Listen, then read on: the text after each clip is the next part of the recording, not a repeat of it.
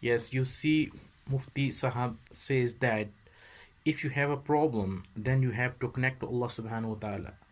But other way, we see we love the worldly things and we have a problems and we face the problems.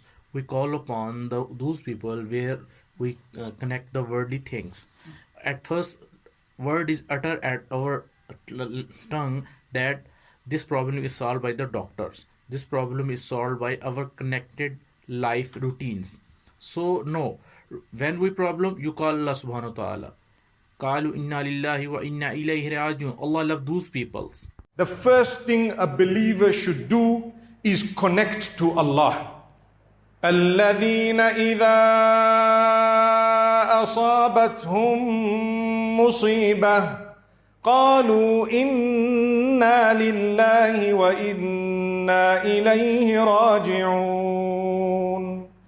Allah describes the believers and Allah says those whom when calamity strikes, when difficulty and hardship befalls them, the first thing they say and they utter is we belong to Allah and unto Him we shall all return.